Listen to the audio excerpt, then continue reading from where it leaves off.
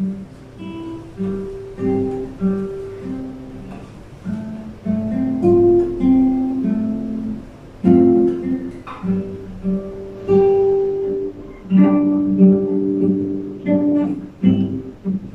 selamat pagi teman-teman yang dikasihi dalam Kristus.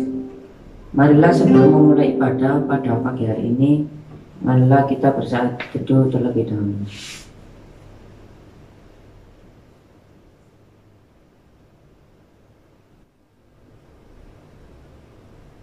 Arahkanlah hatimu kepada Tuhan untuk memuji dan menyembahnya saat ini. Ibadah kita dimulai dalam nama Allah Bapa, Allah Putra, dan Allah Roh Kudus. Amin. Marilah sebelum memulai ibadah pada pagi hari ini, kita bersama-sama bernyanyi lebih dalam lagi.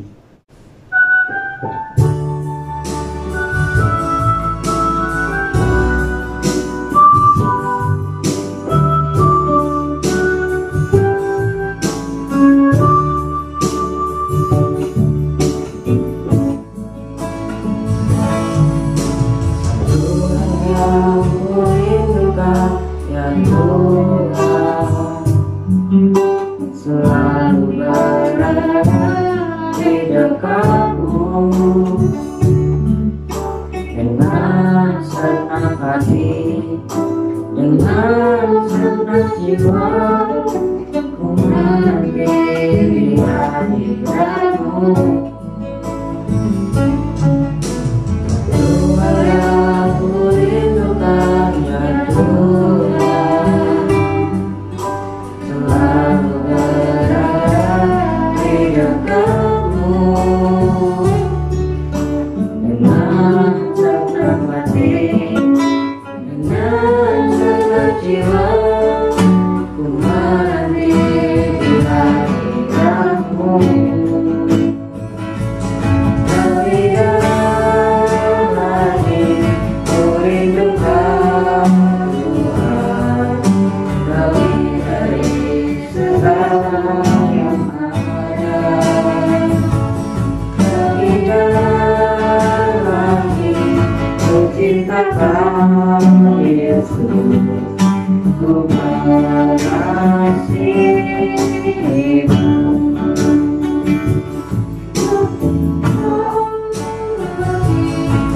Rindukan Tuhan, lebih dari segala yang ada. Lebih dalam lagi ku cintakan Yesus, ku mengasihimu,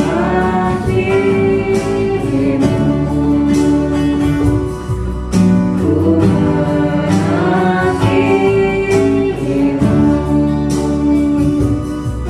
ku mengasihimu.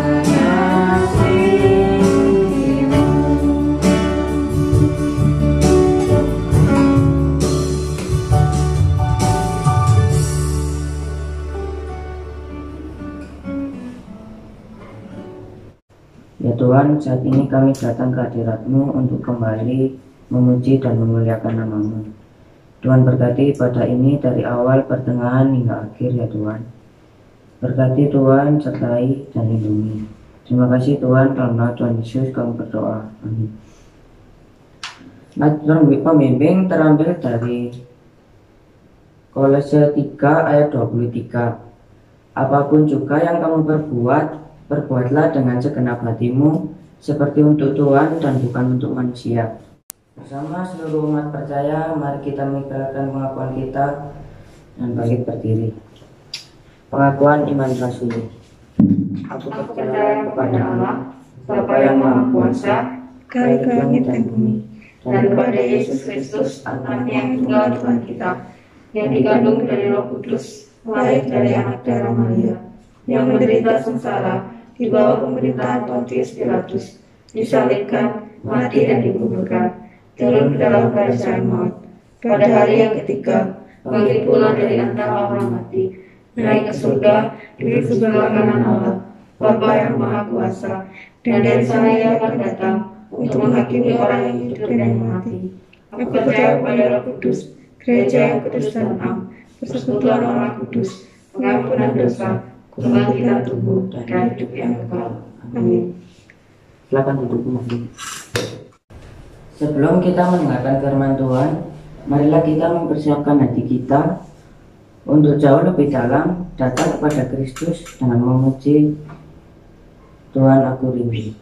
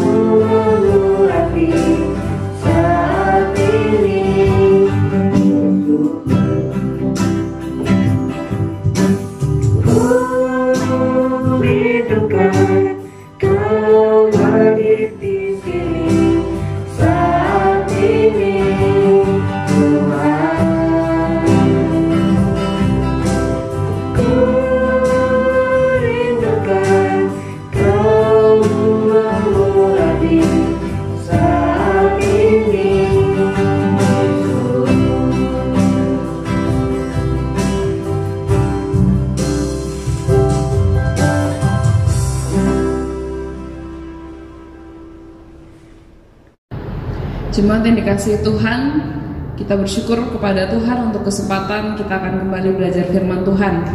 Hari ini, minggu ini kita telah memasuki minggu Advent yang pertama di tahun ini sebelum kita akan menyambut Natal. Minggu di mana kita mempersiapkan hati untuk menerima penggenapan janji Tuhan, yaitu kelahiran Mesias Tuhan kita Yesus Kristus. Mari sebelum kita belajar firman Tuhan, kita berdoa terlebih dahulu. Mari kita berdoa.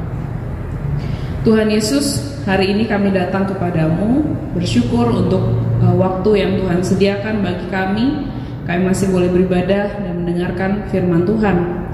Ya Tuhan, berikan kami hati yang mau belajar, yang mau serius mendengarkan dengan baik-baik firman Tuhan hari ini. Biarlah setiap kami, baik hamba-Mu, baik juga jemaat yang mendengarkan, boleh kami belajar dengan sungguh, bertumbuh di dalam firman Tuhan. Dan firman ini boleh menjadi refleksi bagi setiap kami sebelum kami nanti akan menyambut hari kelahiran Tuhan kami.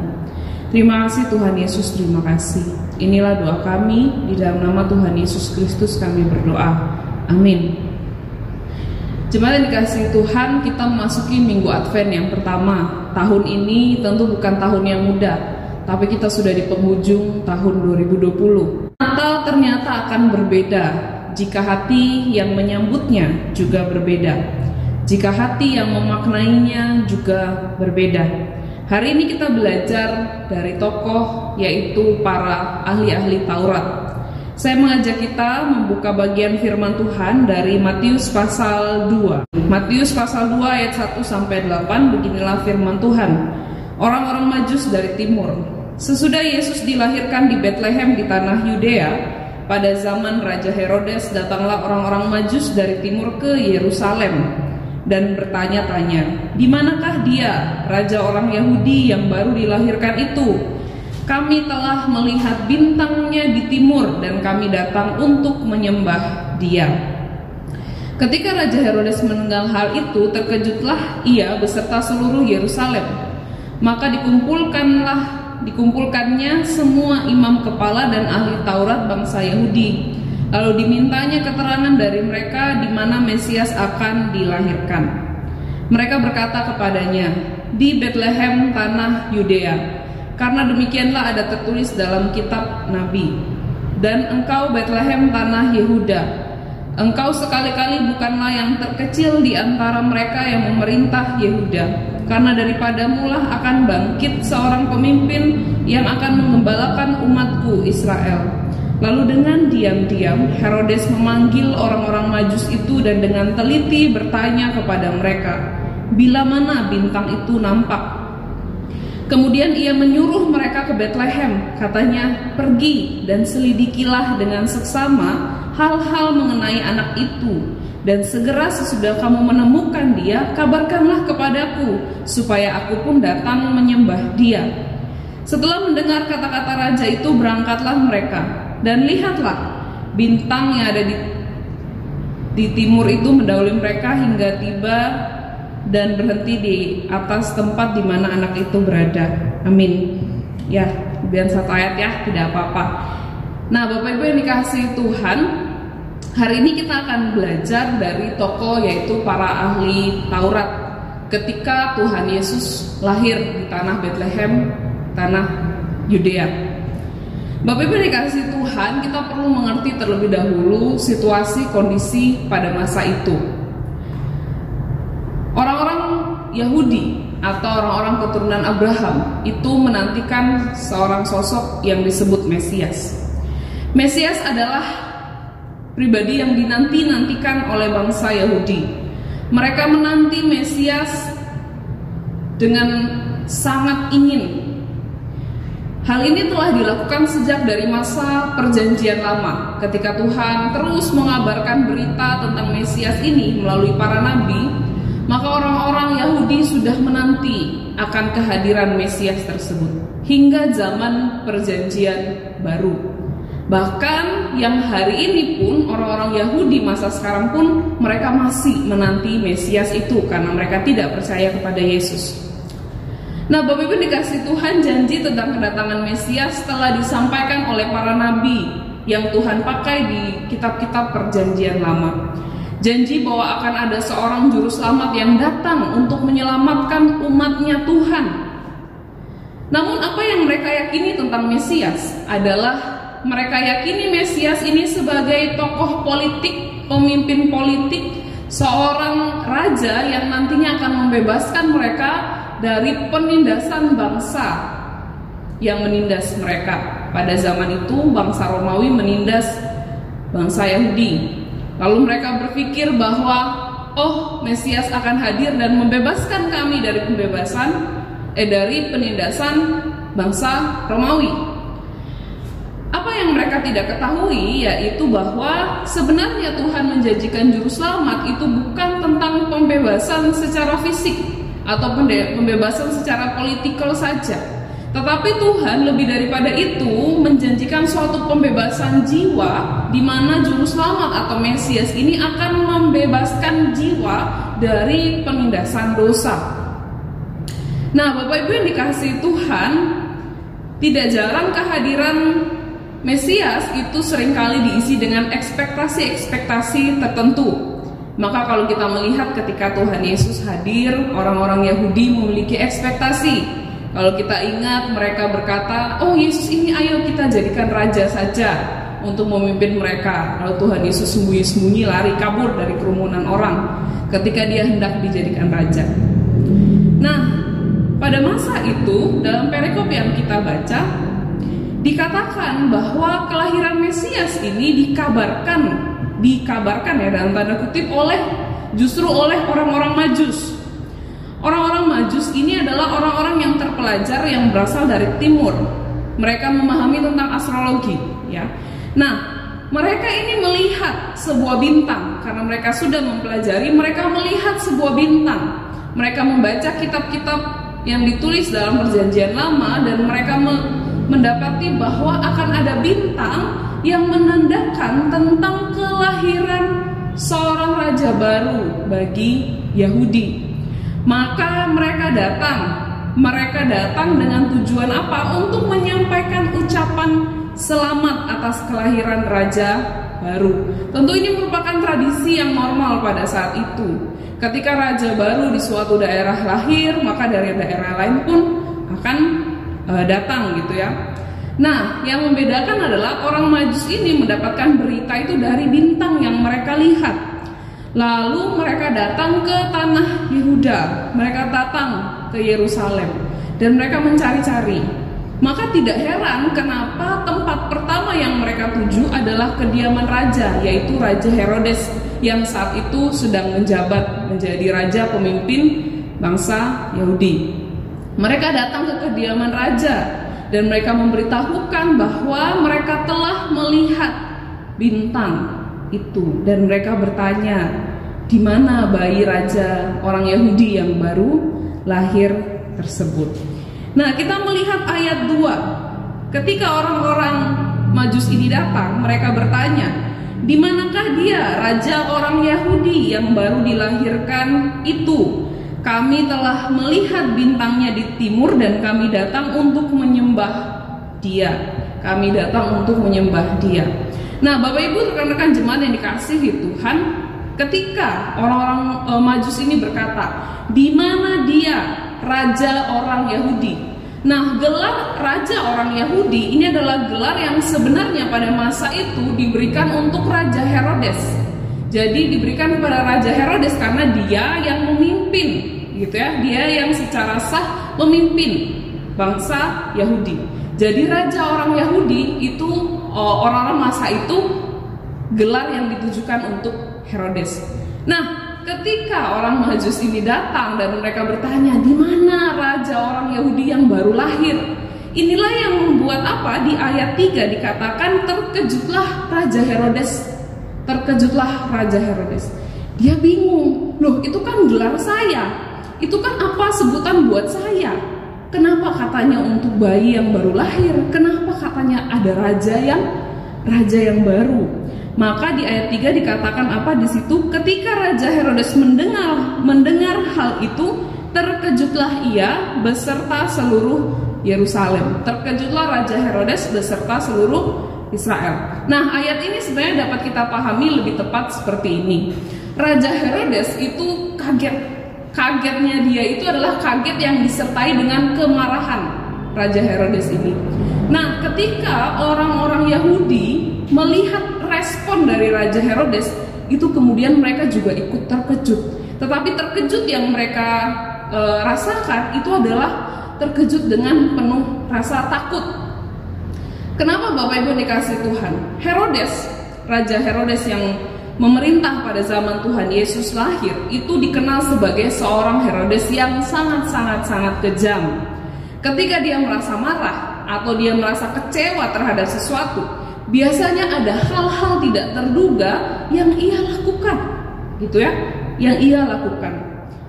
Yang paling kita bisa lihat adalah di ayat 16 pasal 2. Ketika Herodes tahu ya, setelah kisah orang Majus menemui Tuhan Yesus, ketika dia tahu bahwa orang Majus tidak lagi datang untuk memberitahu keberadaan bayi Mesias ini, gitu ya. Nah, Herodes marah dan dia memerintahkan apa, Bapak Ibu jemaat yang kasih Tuhan? Dia memerintahkan untuk membunuh semua anak di Bethlehem, anak yang berusia 2 tahun ke bawah. Jadi 2 tahun ke bawah dia perintahkan untuk bunuh. Supaya apa? Supaya bayi yang katanya raja baru itu mati dan posisi dia tidak akan terganti. Nah, Herodes ini adalah raja yang posesif dengan jabatan dia, dengan tahtanya. Jadi dia tidak mau ada yang menggantikannya. Di dalam sebuah catatan sejarah dituliskan bahwa betapa kejamnya Herodes itu adalah seperti ini. Herodes ini saking kejamnya, kemudian dia sudah mau dekat kematian, ajal kehidupannya, dan dia berpikir, dia tahu, dia sadar diri, oh aku ini kan raja yang jahat ya, pasti rakyatku akan senang ketika aku mati. Lalu dia mulai berpikir satu hal, dia berpikir apa? Dia berkata dan memerintahkan untuk menangkap masyarakat dan juga petinggi-petinggi agama, yaitu orang-orang Farisi, ditangkap dan dipenjarakan. Nah, Herodes memerintahkan apa Bapak Ibu? Bahwa nanti ketika dia mati, orang-orang yang dipenjarakan ini harus dibantai. Harus dibantai semuanya. Apa tujuannya? Tujuannya adalah supaya masyarakat itu bersedih di hari Herodes meninggal. Dia tidak mau ada pesta dan kegembiraan ketika dia mati. Maka dia memerintahkan untuk membunuh masyarakat lain supaya orang-orang pada hari dia meninggal, daerah itu diliputi oleh kesedihan dan kedukaan. Nah, betapa kejamnya Herodes ini. Dia tidak pernah memikirkan nyawa orang, dia tidak pernah berpikir dengan bijaksana, bahkan dia terlalu jahat. Itulah kenapa dikatakan di ayat 3, ketika Herodes mendengar dan dia terkejut, dalam artian dia marah gitu ya, karena ada raja baru yang akan menggantikan dia, maka orang-orang Yahudi, orang-orang di Yerusalem, seluruh orang-orang itu pun ikutan terkejut. Mereka juga menjadi takut. Wah, ini kalau Herodes kecewa atau dia marah, bisa-bisa dia bunuh kita atau dia melakukan hal-hal yang merugikan masyarakat. Nah, Bapak Ibu yang dikasihi Tuhan, di ayat yang keempat Raja Herodes dituliskan dia memutuskan untuk bertanya kepada para imam kepala dan ahli Taurat, golongan yang disebut sebagai mahkamah agama atau Sanherib. Imam-imam kepala, ahli-ahli Taurat itu dikumpulkan dalam suatu komunitas bernama mahkamah agama, golongan bernama mahkamah agama atau Sanherib istilahnya pada masa itu. Jumlah mereka sekitar 70 sampai 71 orang. Orang-orang ini bertanggung jawab, kalau imam-imam kepala itu bertanggung jawab untuk persembahan di Bait Allah. Jadi mereka in charge-nya adalah di Bait Allah, peribadatan dan lain-lain sebagainya. Ahli-ahli Taurat itu bertugas tentang kitab suci. Jadi pada masa Israel kan di perjanjian lama mereka dibuang ke Babel kan. Setelah itu kan kitab-kitab itu mulai banyak yang hilang dan lain sebagainya. Nah, ahli Taurat ini berfungsi atau ditugaskan untuk apa? Untuk mencatat kembali. Mencatat. Jadi mereka itu harus hafal, harus ingat semua kitab suci dan mereka menuliskan kembali untuk diturunkan kepada anak cucu mereka. Nah, orang-orang ini adalah orang-orang yang paham tentang firman Allah. Orang-orang ini adalah orang yang paham tentang Tauratnya Tuhan. Mereka mengerti, bahkan mereka hafal dengan sangat gitu ya. Mereka paham dan mereka hafal dengan sangat. Maka Herodes datang kepada mereka dan bertanya, kalau menurut nubuatan di mana nih Mesias itu akan lahir? Raja orang Yahudi gitu ya yang akan lahir itu mana? Di mana dia akan lahir? Lalu kita melihat di situ di ayat 5 dan 6 para pemimpin-pemimpin agama ini mulai melihat kitab dan mereka berkata, di Bethlehem. Nubuatan dari Mika 5 ayat 1. Di Bethlehem lah Mesias ini akan lahir. Di kota kecil inilah Mesias akan lahir. Nah, di ayat ke-7 setelah dituliskan bahwa Herodes sudah tahu di mana tempat itu di mana tempat Mesias lahir atau bayi Mesias itu lahir, maka apa yang dia lakukan Bapak Ibu dikasihi Tuhan? Di ayat 7 kita lihat. Lalu dengan diam-diam Herodes memanggil orang-orang Majus itu dan dengan teliti bertanya kepada mereka bila mana bintang itu nampak. Kenapa Herodes diam-diam Bapak Ibu? Kira-kira kenapa Herodes diam-diam menemui orang Majus? Nah, kenapa Herodes diam-diam? Kenapa dia tidak secara terbuka? Karena dia tahu masyarakat pada saat itu yang sangat rindu akan kehadiran Mesias. Kalau berita ini tersebar di masyarakat, ini adalah berita gembira, berita yang dinanti-nantikan, berita yang sangat baik. Nah, Herodes bertanya apa Bapak Ibu? Herodes bertanya tentang bintang itu tuh mulai kelihatan tuh kapan? Nampaknya itu mulai kapan? Untuk apa Bapak Ibu? Untuk tahu kira-kira usia bayi ini berapa. Maka kan di ayat 16 kita lihat Herodes memutuskan untuk membunuh anak usia 2 tahun ke bawah. Karena dari informasi orang Majus dia akan akhirnya mengetahui bahwa bayi Yesus, bayi yang ditunjukkan oleh bintang ini, ternyata sudah usia 2 tahun pada masa itu. Jadi kalau kita melihat sebenarnya orang Majus datang menemui Tuhan Yesus itu bukan di kandang ya Bapak Ibu ya. Orang Majus menemui Tuhan Yesus itu pasti sudah pindah ke rumah, karena Yesus kurang lebih sudah usia 1 atau 2 tahun. Makanya Herodes memilih untuk membantai bayi berusia 2 tahun ke bawah. Nah, Herodes diam-diam nanya kepada orang Majus ini. Dia nanya, bintang itu di mana? Kapan munculnya? Setelah orang Majus memberitahu, dan dia bilang, oh, kalau dari pemimpin agama berkata, bayi itu akan lahir di Bethlehem. Lalu dia menyuruh mereka pergi ke sana. Itu ya, di ayat yang ke-8. Kemudian ia menyuruh mereka ke Bethlehem. Katanya apa? Pergi dan selidikilah dengan seksama hal-hal mengenai anak itu. Dan segera setelah kamu menemukan dia, kabarkan kepadaku supaya aku bisa datang menyembah kepada dia. Apakah Herodes sungguh akan menyembah bayi Mesias itu? Nah, tentu tidak ya, kita sudah tahu semua. Herodes berkata kepada para orang Majus, pergi cari tahu tentang anak itu. Kalau sudah tahu tempat yang pasti, aku akan ke sana dan aku juga mau menyembah kayak kamu. Nah, perlu kita ketahui bahwa orang Majus ketika dikatakan dia menyembah Yesus, itu bukan menyembah Yesus sebagai Tuhan, ya. Mereka menyembah bayi Yesus itu sebagai raja yang baru lahir, gitu ya, bayi raja. Memuja dia sebagai tokoh yang dimuliakan oleh manusia. Herodes berkata dia juga akan pergi untuk menyembah. Herodes tahu orang Yahudi pada masa itu, kalau mereka dengar sungguh-sungguh nih bayi Mesias sudah lahir, ya, bayi Mesias ini sudah lahir, pasti mereka akan sangat senang. Mereka akan senang karena kenapa? Pemerintahan Romawi akan dikalahkan sesuai dengan janjinya Tuhan. Karena apa? Karena pemerintahan Herodes yang kejam itu juga akan digulingkan oleh Tuhan. Maka Herodes bertanya dengan diam-diam untuk mendapatkan info. Nah, Bapak Ibu yang dikasihi Tuhan, kalau kita melihat bagian ini, kemudian kita merenungkannya, dan kita melihat ada suatu peran dari para ahli-ahli Taurat dan imam-imam kepala. Mungkin mereka terlihat hanya sebagai figuran yang datang untuk memberitahukan nubuatan.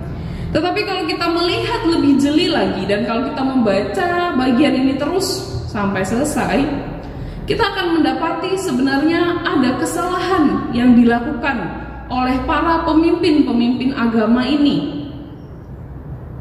Ketika saya merenungkan bagian ini, saya menemukan paling tidak 2 kesalahan dari para imam kepala dan ahli-ahli Taurat. Yang pertama apa? Kesalahan pertama, mereka tidak pergi mencari bayi itu. Orang-orang Majus ketika mereka mendapatkan pesan dari Herodes bahwa bayi itu lahir di Bethlehem, maka mereka pergi ke sana. Mereka pergi ke Bethlehem, mereka mendapati bayi Yesus dan mereka memberikan persembahan pada bayi Yesus. Tetapi apa yang dilakukan oleh para pemimpin agama? Mereka tidak mencari bayi itu. Bukankah di ayat 3 dituliskan bahwa berita yang dibawa oleh para orang Majus ini telah sampai ke telinga Herodes dan seluruh rakyat Yerusalem? Ini berarti termasuk para pemimpin-pemimpin agama ini juga. Ini berarti harusnya mereka tahu bahwa pada momen itu bayi Mesias sudah lahir. Dan dia lahir di Bethlehem. Mereka tahu dengan pasti akan hal itu. Tetapi mereka tidak memilih untuk pergi ke Bethlehem dan mencari bayi Mesias yang baru lahir itu. Mereka tidak memilih untuk berangkat segera ke Bethlehem dan mencari bayi Mesias yang baru lahir itu. Mereka tahu yang benar. Mereka tahu tentang bayi Mesias yang lahir di Bethlehem. Mereka tahu. Tetapi mereka tidak bertindak dengan benar. Kesalahan kedua yang dilakukan oleh para ahli-ahli Taurat, oleh para imam-imam kepala, yaitu adalah pada akhirnya mereka tidak mempercayai Mesias itu sendiri. Dari teks ini kita bisa melihat sebenarnya orang-orang ini tahu akan nubuatan yang dituliskan Perjanjian Lama tentang Mesias yang akan lahir. Nubuatan-nubuatan ini tentu akan digenapi, dan kalau kita membaca kisahnya Tuhan Yesus menggenapi semua nubuatan Perjanjian Lama tentang seorang Mesias. Nah, nubuatan yang diketahui, dihafal, dimengerti oleh para ahli Taurat dan pemimpin-pemimpin agama ini. Tapi ketika mereka melihat Yesus, mereka tetap tidak percaya kepada Yesus. Aneh bukan? Harusnya mereka tahu, oh ini nubuatan Perjanjian Lama, oh ini digenapi di dalam Yesus. Oh ini apa yang disebutkan dalam Perjanjian Lama, oh ini digenapi di dalam Yesus Kristus. Tetapi orang-orang ini gagal untuk mempercayai Tuhan Yesus sebagai Mesias. Hal ini terlihat apa? Ketika Tuhan Yesus mulai pelayanan.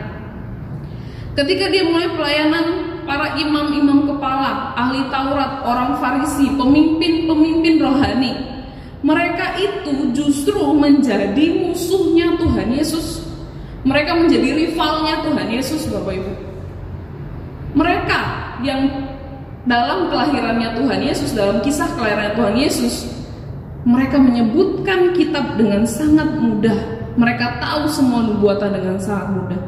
Tetapi mereka gagal untuk percaya kepada Tuhan Yesus. Bapak Ibu jemaat yang dikasihi Tuhan, pengetahuan akan kitab Taurat adalah hal yang paling dibanggakan oleh para pemimpin agama Yahudi. Mereka tahu semua kitab Taurat. Mereka hafal semua kitab Taurat. Tetapi mereka hanya sekedar tahu saja. Hanya berhenti sampai di sini saja. Tidak sampai di hati, tidak sampai di tangan dan kaki mereka. Berhenti di otak mereka saja. Di dalam kisah kelahiran Tuhan Yesus Sang Mesias, orang-orang ini tidak pergi ke Bethlehem walaupun mereka tahu bayi ini telah lahir di Bethlehem. Ketika Tuhan Yesus memulai pelayanan, mereka tidak percaya kepada Yesus walaupun mereka tahu, harusnya mereka tahu bahwa semua yang Tuhan Yesus lakukan itu menggenapi apa yang Allah nubuatkan di dalam Perjanjian Lama. Bapak Ibu, rekan-rekan jemaat remaja yang dikasihi Tuhan, sebagai orang percaya, bukankah seringkali kita pun menjadi sama dengan para ahli Taurat dan pemimpin-pemimpin agama Yahudi? Kita berhenti dan merasa puas dengan apa? Dengan pengetahuan. Kita berhenti dan merasa puas, merasa cukup ketika firman itu sudah sampai di otak kita saja. Bapak Ibu jemaat dikasihi Tuhan, kalau kita melihat kehidupan orang-orang Farisi, ahli-ahli Taurat, kita ditegur oleh firman Tuhan bahwa mengetahui firman Tuhan, tahu saja, itu bukan hal yang cukup. Kita mungkin bisa bicara firman Tuhan atau kata-kata yang baik kepada orang lain. Kita mungkin bisa berkata kepada teman kita, rekan kita tentang bagaimana melayani yang baik. Tapi ternyata ketika kita melakukan, kita tidak mau mengerjakan pelayanan dengan baik. Kita pun bisa hafal ayat firman Tuhan ketika Tuhan Yesus berkata, carilah dahulu kerajaan Allah dan kebenarannya, maka semua akan ditambahkan kepadamu. Kita bisa hafal.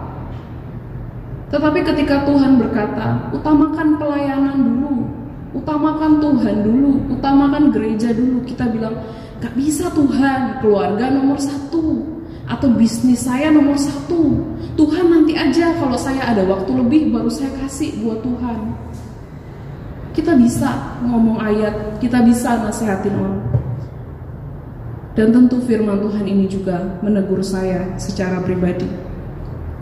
Hampir setiap minggu menyampaikan firman Tuhan, apakah sudah melakukannya? Hampir setiap minggu kita semua belajar firman Tuhan, minimal 1 kali. Kalau kita yang rajin ikut persekutuan doa Rabu, paling tidak 2 kali. Kita dengar firman Tuhan, kita pelajari firman Tuhan. Tapi apakah berhenti sampai di otak kita saja? Atau kita lakukan? Atau kita sudah percaya pada firman Tuhan?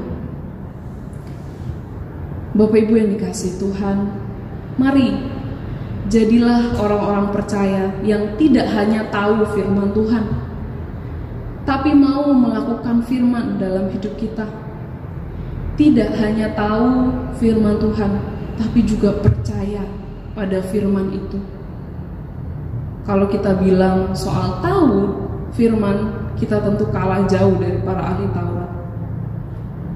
Tetapi mereka tidak melakukan dan tidak percaya kepada firman yang mereka tahu. Mari, biarlah kita menjadi orang-orang Kristen yang percaya akan firman Allah dan melakukannya di dalam kehidupan setiap kita. Kiranya Tuhan menolong kita. Amin. Mari kita berdoa. Tuhan Yesus, terima kasih. Di dalam masa Advent ini kami kembali merefleksikan suatu kebenaran firman Tuhan. Sebagaimana para pemimpin-pemimpin agama Yahudi pada masa itu, mereka yang begitu menguasai firman Tuhan, tetapi tidak pernah melakukannya dalam hidup mereka. Mereka yang hafal akan Taurat Tuhan, tetapi tidak mau mempercayainya di dalam hidup mereka. Tuhan, ampunilah kami jika kami seringkali gagal menjadi pelaku-pelaku firman Tuhan. Jika kami seringkali gagal untuk percaya pada janji-janji Tuhan. Ampunilah kami, ya Tuhan. Mampukan kami, kuatkan kami, tolong kami, supaya hidup kami menjadi pelaku firman Tuhan. Orang-orang yang mampu percaya akan kebenaran firman Tuhan. Terima kasih Tuhan, tolonglah setiap kami. Di dalam nama Tuhan Yesus Kristus, kami berdoa, memohon ampun, dan memohon pertolongan-Mu. Amin. Biarlah firman Tuhan yang sudah disampaikan dapat menjadi pedoman iman kita dan kita bisa merenungkannya agar bisa dilakukan di kehidupan sehari-hari. Sebelum mengakhiri pada ini, marilah kita menyanyikan lagu Jangan Lelah.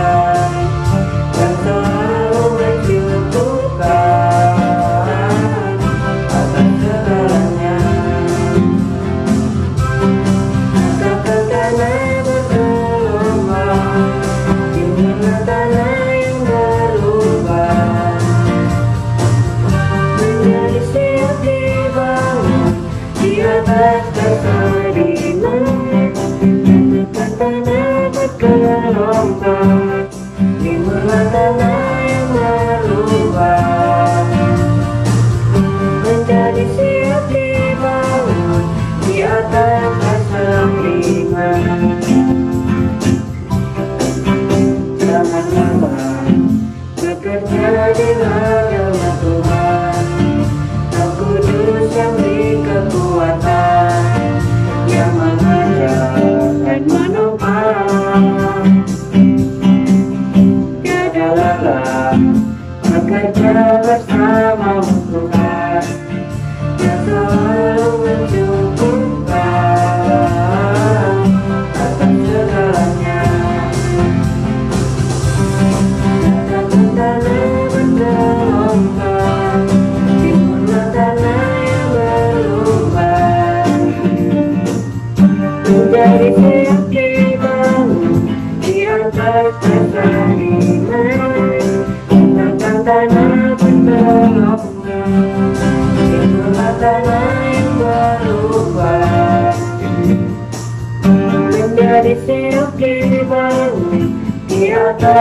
Untuk